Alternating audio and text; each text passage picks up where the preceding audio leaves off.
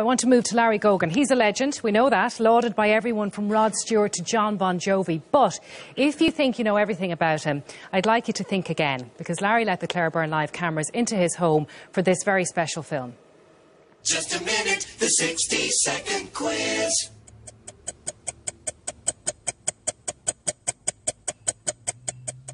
I always wanted to be on radio. I always wanted to be a DJ because I listened to Radio Luxembourg. And I used to think, that's a great job those fellas have, just playing records and chatting in between them. That's what I wanted to do.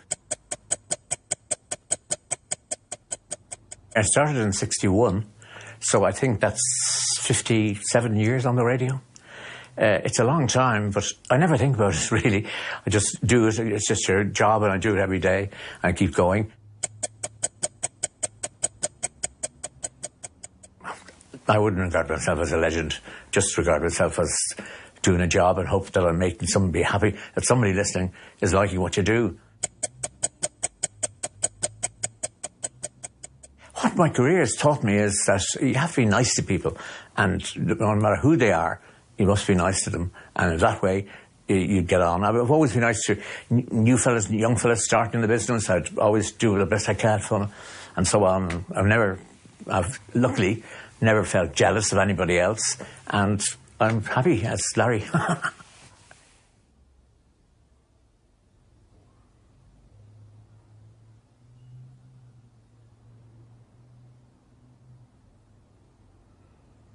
Well, Florrie was the daughter of a newsagent, Lucky Duffy's in Parnell Street, and I was the son of a newsagent. And I met Florrie for the first time when I went into her father's shop, and I thought she was very nice looking blonde. And, it might have been love at first sight for me, but from her I don't think it was. But eventually she got on, and we got on very well together. We spent our lives together, 39 years together, until she died from breast cancer.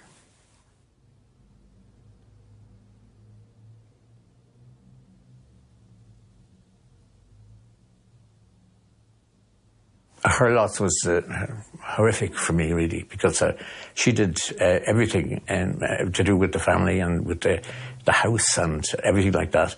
And we never fought. We always got on very well together. She was great crack, great fun, and I didn't think that I'd really live without her, like, you know.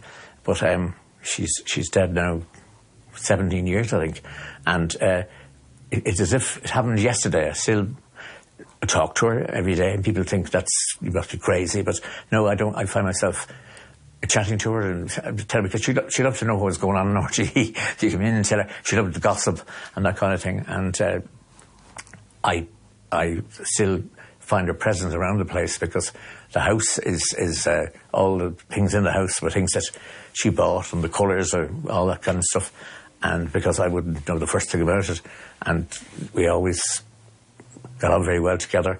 And as I say, it was a terrific blow, a horrible blow for me when she died. I didn't think there would be anyone else for me ever.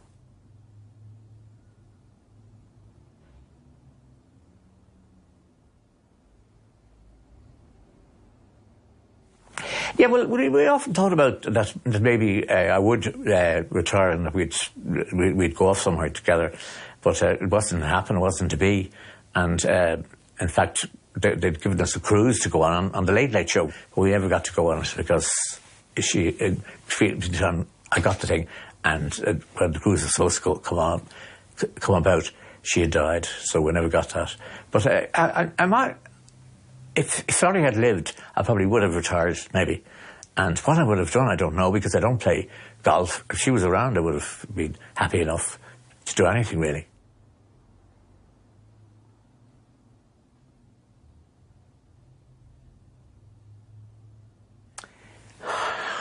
I don't know whether it changed my life, because I had my family. I had five children, and you had to be mother and father to them, and they're a great family, every one of them. And I think you just have to keep going. You feel like that some days that it was too much, but they're all very happy, and they're all very happily together with their partners and so on. But I do, of course, miss her. Every day I miss her. But I've never been lonely. People ask me, are you lonely? I've never, ever been lonely, because I can always feel that she's here. She knows what's going on, and she's always beside me at all times, I think.